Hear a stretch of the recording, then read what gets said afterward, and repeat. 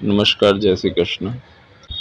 कोई भी व्यक्ति जब भी ध्यान की अवस्था में होता है या भगवान कृष्ण की स्तुति करता है, उसे भगवान पल पल पर मदद करते हैं।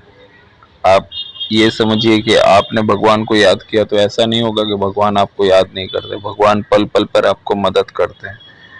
कुछ लोगों का ऐसा मानना है कि वो स्तुति करते रहते हैं, कुछ नहीं होता है। ऐसा बिल्कुल नहीं है।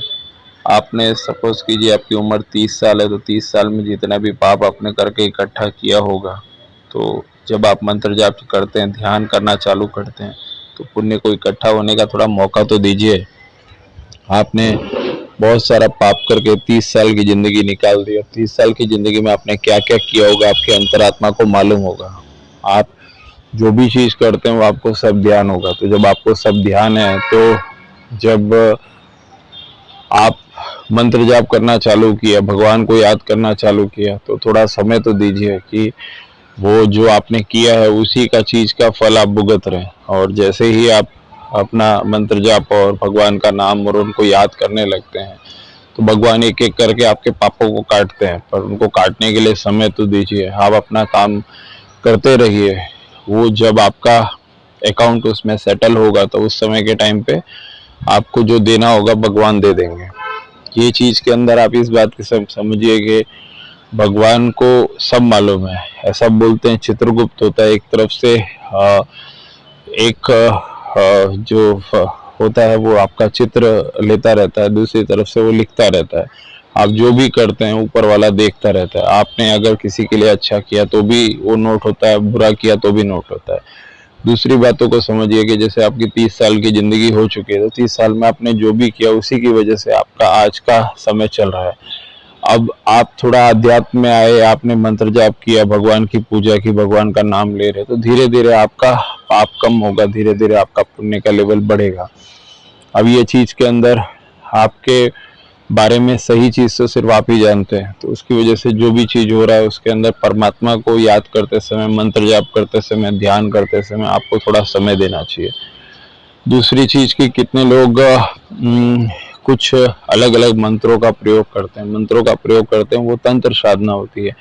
अब तंत्र साधना के प्रयोग के अंदर क्या होता है कि जब आप जो वातावरण के अंदर बहुत सारी शक्तियाँ जागृत पड़ी हुई हैं, बहुत सारी शक्तियाँ हैं, जैसे बहुत सारे देव हैं, बहुत सारी देवियाँ हैं, बहुत सारे सिद्धियाँ हैं, तो वो चीज़ें पड़ी हुई हैं। अब आप जब मंत्र जाप करते हैं, धीरे धीरे मंत्र जाप करते हैं, तो आसमान से वो जो मंत्र जाप करने से जो शक्तियाँ हैं, वो शक्तियाँ जागृत होती हैं। उसकी वजह से आप तंत्र के द्वारा अपने भाग्य को परिवर्तित करते हुए उन शक्तियों को बुलाने का प्रयास करते हैं। ये बात को फिर से बड़ा ध्यान से समझिए। तंत्र के द्वारा उन शक्तियों को बुला के अपने काम को पूरा करने के लिए बाध्य करते हैं। अब समझिए कि आपने तंत्र के द्वारा वो शक्तियों को बुला के, मंत्रों के द्वारा आपने वो शक्तियों को बाध्य किया कि आपका काम करे। अब आपने तंत्र के द्वारा वो शक्तियों को बुला के, मंत्र के द्वारा बाध्य कर दिया कि ये आपका काम करे। लेकिन अब आपका काम, सपोज कीजिए कि वो शक्ति ने आके आपका काम कर दिया, आपका काम कर दिया, आप खुश हो गए। अब वो शक्ति ने आके आपका काम कर दिया, आप खुश हो गए, लेकिन अगर ऐसा करने के बाद आपने जो भी चीज किया है, क्या ऐसा नहीं होगा कि जो आपने वो शक्तियों को बुला के आपने वो काम करा लिया, तो जो आपने 30 साल तक जो कर्म किए उसका तो अकाउंट सेटल होना बाकी है। समझ रहे हैं आप?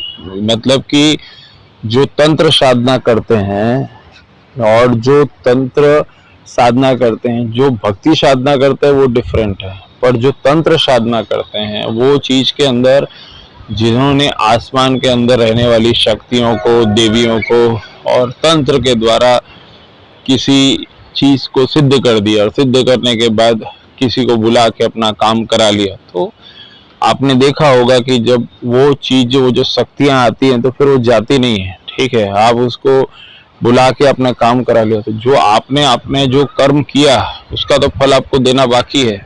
भगवान कृष्ण हो, भगवान राम हो, कोई भी हो, हर एक व्यक्ति को अपने कर्म का फल तो भोगना ही पड़ता है, बरोबर। राम भगवान ने छुप के बाली को मारा तो कृष्ण भगवान का रूप हुआ, तब उनके पांव में तीर लगा। ये सब जग जाहिर है। श्रवण को दशरथ जी ने, श्रवण के पिताजी को शब्दवेदी बाण से मारा, तो उसके बाद जब पानी पिलाने गए तब श्रवण के पिताजी ने दशरथ जी को श्राप दे दिया कि आप जब आपका जब डेथ होगा तब उस समय आपका पुत्र आपके सामने नहीं होगा। तो आप तो एक साधारण व्यक्ति है, नहीं साधारण व्यक्ति, चाहे आप 200 रुपए के मालिक हो या 200 करोड़ के मालिक हो, आप साधारण व्यक्ति हैं, ठीक है। ये बात को बिल्कुल दिमाग में रख लीजिए। कोई भी व्यक्ति को अभिमान हो कि भाई वो 200 करोड़ का मालिक है, 100 करोड़ का मालिक है, वो सब वेस्ट है। क्योंकि हम जो बात कर रहे हैं कि जो कार्मिक चीजें हैं, वो चीज के अंदर बड़े बड़े संत महात्मा दिव्य पुरुष लोगों को भी कर्मों का फल भोगना पड़ा।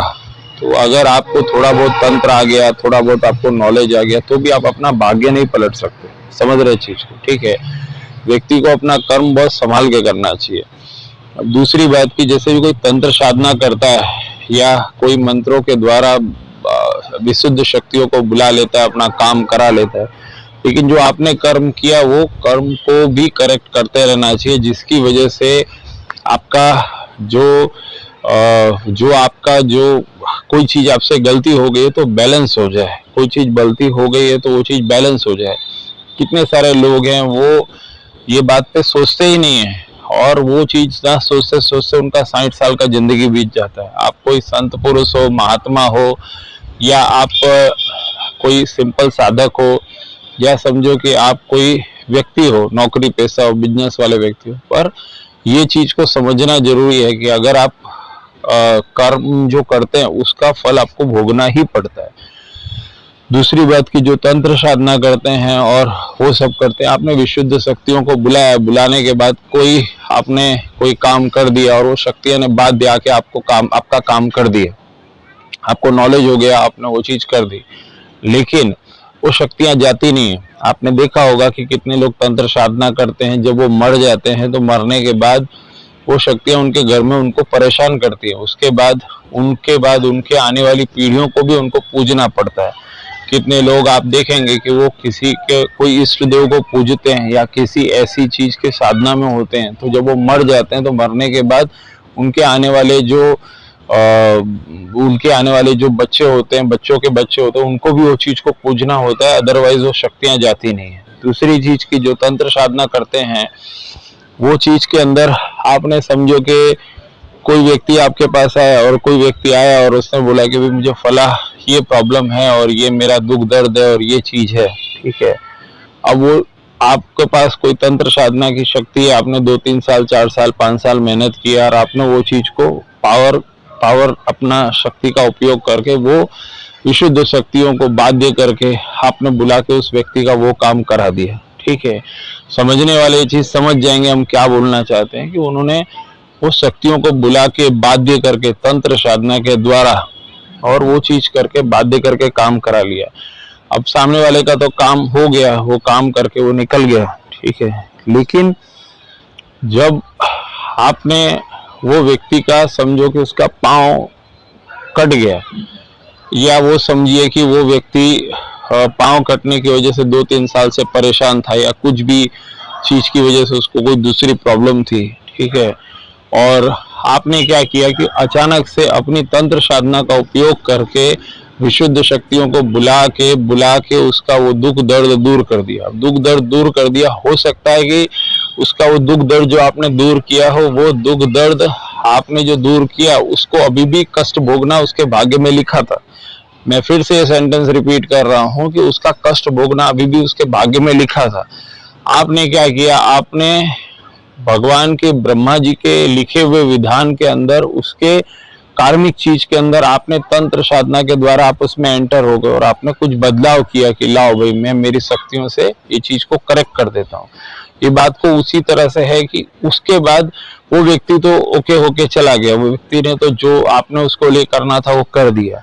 समय के पहले उसको शादी होनी थी, शादी हो गई, बहुत सारी चीजें होती हैं जो आपने उसको कर दी। ये तंत्र साधना के लिए, भक्ति साधना नहीं, तंत्र साधना।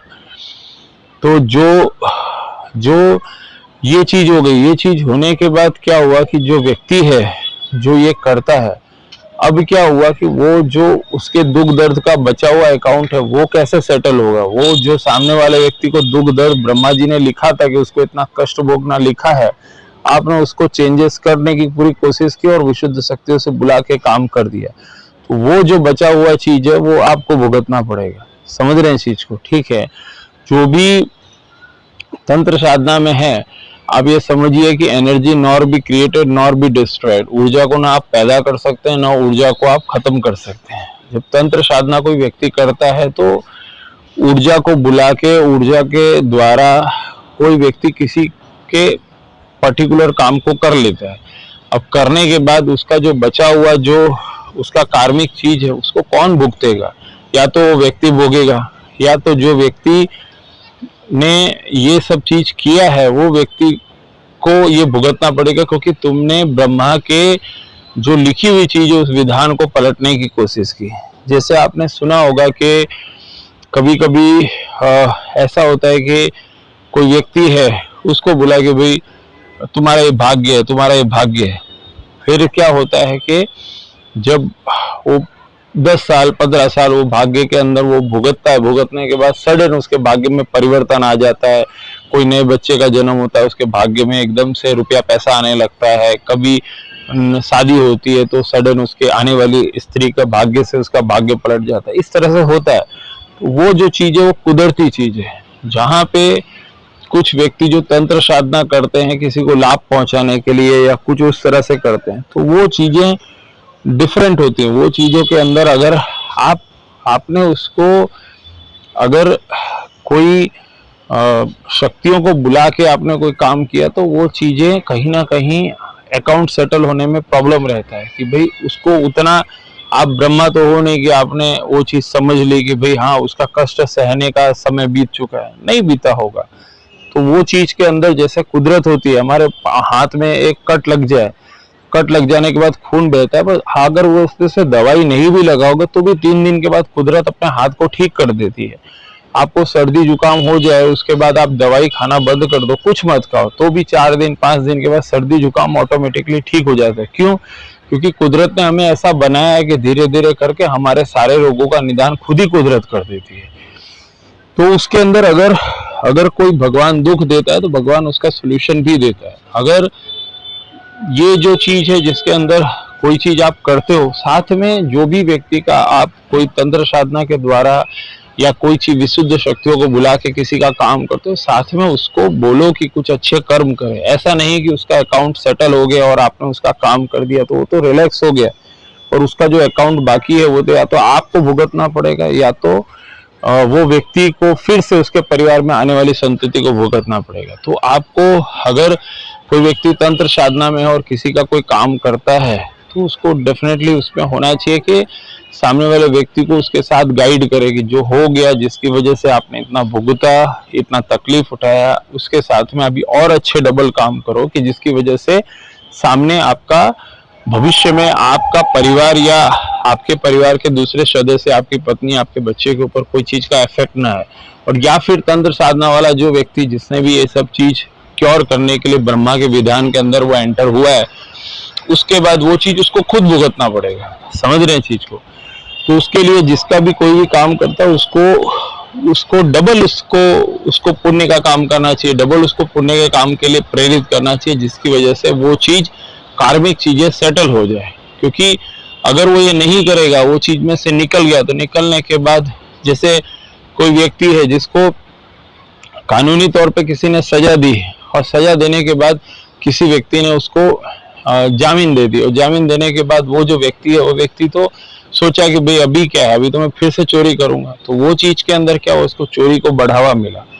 अब वो चीज के अंदर उसने अगर 4 अच्छे काम किए होते तो वो चीज के अंदर उसको जो मिली हुई सजा है वो भगवान उसको एडजस्ट करते हैं कि नहीं ये अच्छे काम कर रहा है। आपने एक पेड़ काटा, एक पेड़ काटने के बाद आपने बोला कि भाई चलो एक पेड़ काटा, कौन देखने वाला है। अब एक पेड़ काटने के बाद आपने किसी को 500 रुपया दे दिया कि एक पेड़ काट दिया, अभी मेरा कुछ भी नहीं होने वाला है। लेकिन आप बच गए, बचने के बाद आपने उसके बाद 100 पेड़ लगाए, नहीं लगाए तो आपका अकाउंट सेटल होगा ही नहीं, आपका अकाउंट पड़ा रहेगा। जिसने आपको 500 रुपए लेके बचा है उसका भी अकाउंट डिस्टर्ब हुआ, आपके आने वाली संतति यानी आपके बच्चे, आपकी पत्नी, सबके ऊपर अकाउंट का असर होता है।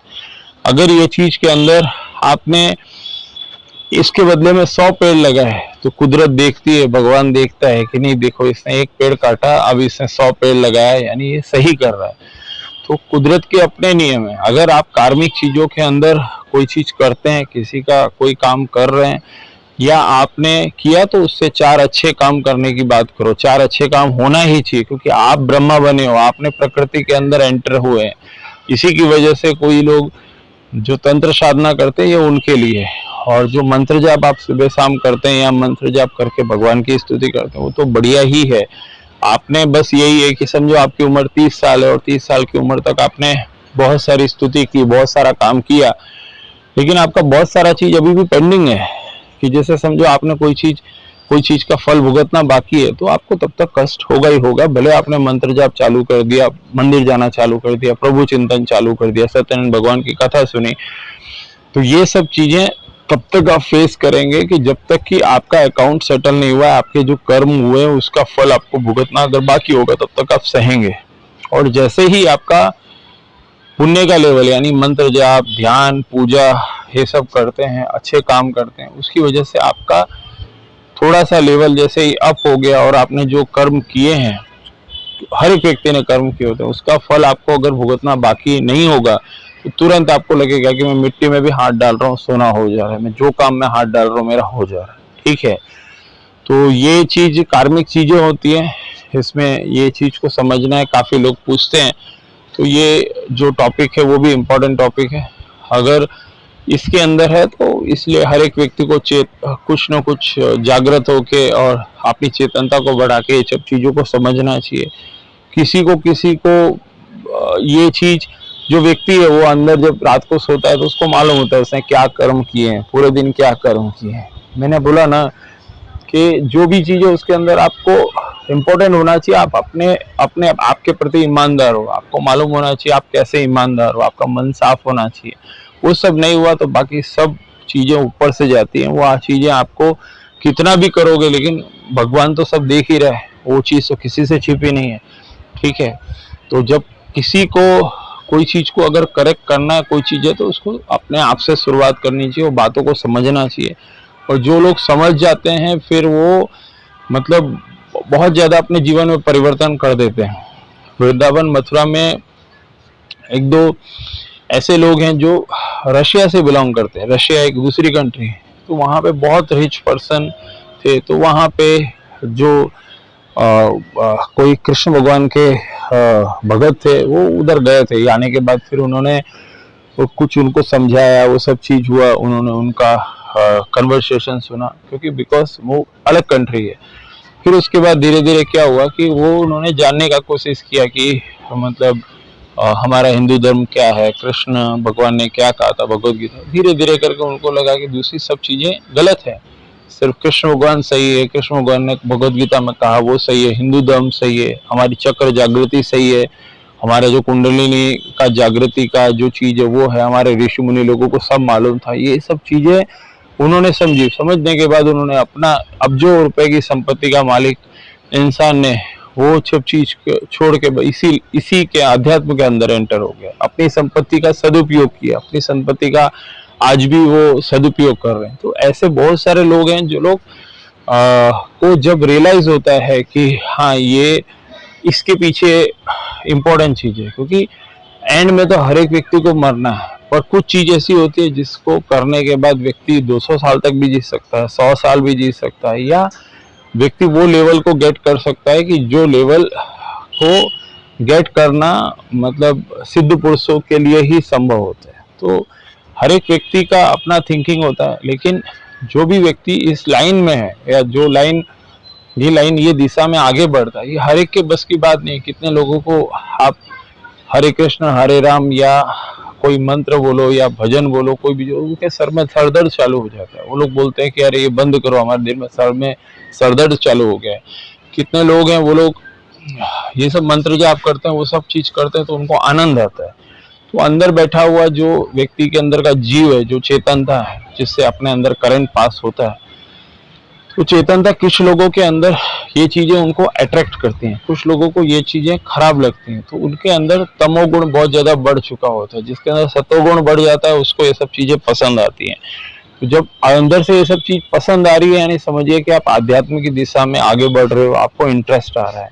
क्योंकि जो व्यक्ति दूसरा वाला पर्सन है जिसको ये सब पसंद नहीं आता, वो जब मरने की कगार पे पहुंचता है या जब उसको ठोकर लगती है, तब उसको लगता है कि अरे रे मैं क्या कर रहा हूँ, मैं ये कर रहा हूँ, वो कर रहा हूँ। और जिस व्यक्ति के अंदर समय के पहले चेतनता आ जाती है कि 8-10 साल की उम्र से उसको ध्यान पड़ गया, कितने लोगों को 17-18 साल की उम्र में ध्यान पड़ता है, कितने लोगों को 40 साल की उम्र में ध्यान पड़ता है, कितने लोगों को 45-50 की एज में ध्यान होता है, कितने लोगों को शादी हो जाने के बाद पति के परेशान करने से उसकी आंखें खुल जाती हैं, कितने लोगों की पत्नी के परेशान होने से वो साधु बनने के लिए दौड़ जाता है कि मैं कंटाल गया, कितने लोगों के बच्चे के परेशान करने से वो आंखें खुल जाती हैं, कितने लोगों के बच्चे जब उनके माँ बाप को घर से बाहर निकालने के लिए कर देते हैं कि भाई बहू आ गई अभी घर से बाहर निकल जाओ, तब उनकी आंखें खुलती है कि हमने बेटे और बहू के पीछे हमने इतना समय वेस्ट किया, अब जाके तो बेटे बहू भी आपको घर से बाहर निकाल रहे हैं, प्रभु चिंतन करें। ऐसे भी लोग हैं। तो वो चीज के अंदर सबकी अपनी प्रायोरिटी होती है, सबकी अपने आंख खुलने की एक समय होता है। जैसे बताया ना कि भगवान जब तक आपका जितना कष्ट भुगतना है तब तक आप भुगतते हैं, भुगतने के बाद फिर एक बार उनकी आंख ओपन होती है तो भगवान को लगता है कि वो अब भगवान अपनी तरफ बुलाता है और व्यक्ति का ध्यान उस तरफ दौड़ जाता है। नहीं तो वो बोलता है मेरा बेटा, मेरा बहू, मेरा बेटे का बेटा हो जाए, उसको भी बड़ा होते देख लो। व्यक्ति की जब शादी नहीं होती है तो व्यक्ति सोचता है कि मेरी शादी हो जाए, शादी हो जाने के बाद वो बोलता है कि फिर उसको बाप बनने की इच्छा होती है या माँ बनने की इच्छा होती है, तब उस समय के टाइम पे बोलते हैं कि चलो बच्चे हो जाए। बच्चे हो जाने के बाद फिर बोलते हैं कि अब बच्चे को अभी अच्छी स्कूल में पढ़ाना है, वो चीज लक्ष्य है, फिर उसके पीछे ध्यान देते हैं। फिर जब बच्चे बड़े होने लगते हैं तो बोले उसकी शादी देख ले, फिर शादी होने के बाद फिर उसके बाद बोले उनके बच्चों को देख ले, मैं नाती पोतों को देख लें। फिर उसके बाद बोलते हैं कि नाती पोतों के भी बच्चे हो जाए, उनको भी बड़ा होते देख लें।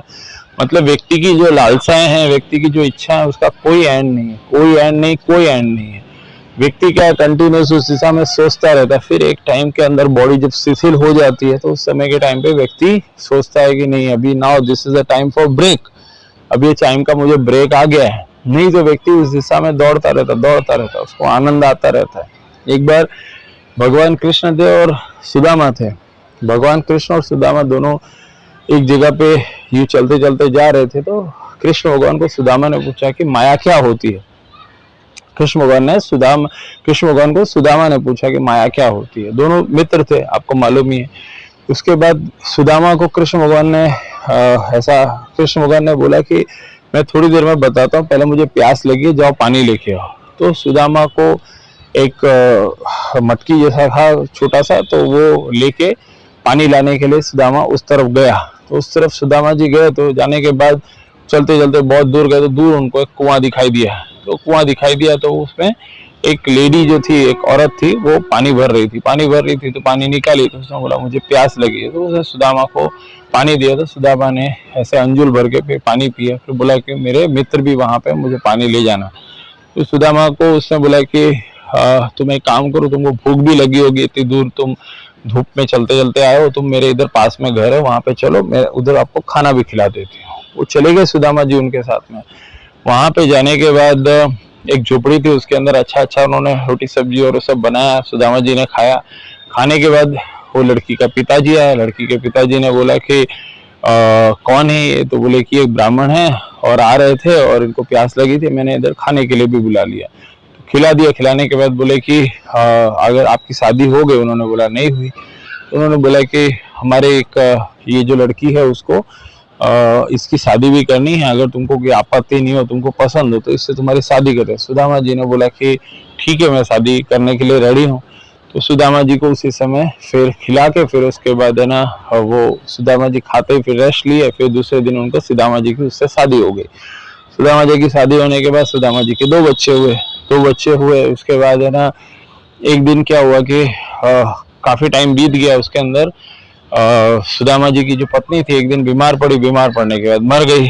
मरने के बाद फिर सुदामा जी बोले कि मैं मेरी पत्नी के बगैर जीवित नहीं रह सकता, मैं कैसे जीवित रहूंगा, मुझे कौन बना के खिलाएगा, मेरी पत्नी मेरी पत्नी मेरी पत्नी, ऐसा बोल बोल के रोने लगे। गांव के सब लोगों ने देखा कि ये तो बहुत प्रेम करता है अपनी पत्नी से। तो जो गांव का प्रधान था उन्होंने बोला कि अरे तुम रो मत, हमारे गांव की प्रथा है कि कोई भी व्यक्ति की पत्नी मर जाती है तो पति को भी उसके साथ सती कर देते हैं, तो तुमको उसी के साथ अभी तुमको जला देंगे साथ में। तो सुदामा जी ने जैसे ही सुना उसके आंख रुक गए। तो सुदामा जी को थोड़ी देर बाद सबने पकड़ लिया और चिता पे उसकी पत्नी को रख दिया और आग लगाने वाले थे, और सुदामा को भी पकड़ के ले जाने लगे। सुदामा जी को झगड़ने लगे। सुदामा जी जमीन के अंदर दौड़े और वो पकड़ के खींचे, सब लोग कम से कम 10-20 लोग खींच रहे थे। अब सुदामा जी को बोले नहीं नहीं मेरे को नहीं जलना, मेरे को नहीं जलना। बोले अभी तो तुम रो रहे थे कि तुम तुम्हारी पत्नी के बिगड़ नहीं जीवित रह सकते, तो अभी तो तुम विलाप कर रहे थे, तो अभी तुम्हारे को इनके साथ सती कर देना, तुम चिंता मत करो। तो वो सुदामा आगे आगे भागे और फिर वो सब लोग उनके पीछे पकड़ के पाँव खींचने लगे, मट्टी में सुदामा जी लौटने लगे। फिर सुदामा जी को एंड में फिर याद आया। सुदामा जी बोले हे कृष्ण हरे कृष्ण मुझे बचाओ, कृष्ण मुझे बचाओ, कृष्ण मुझे बचाओ। ऐसा 5 बार उन्होंने बोला। 5वीं बार के बाद श्री कृष्ण भगवान ने इसको ऐसे सुदामा जी को हिलाया। तो सुदामा जी जैसे ही हिले तो सुदामा जी वो तुरंत देखा तो सामने कृष्ण भगवान। तो बोले कि अरे ये मेरी शादी हो गई थी, मेरे बच्चे हो गए थे, और बच्चे होने के बाद मेरी पत्नी की डेथ हो गई थी। पत्नी की डेथ होने के बाद मेरे को मेरी पत्नी के साथ जला रहे थे, ऐसा हो रहा था। तो मैं फिर एकदम से वो मुझे जला रहे थे, सब लोगों ने मुझे पकड़ लिया था। इतने में फिर बस ये होने ही वाला था, पर इतने में कहाँ गए वो लोग ऐसा। तो भगवान कृष्ण बोला कहाँ शादी, कहाँ बच्चे, कोई तुम्हारी शादी नहीं हुई थी, कोई बच्चे नहीं हुए थे, तुम यहीं तो थे कब से।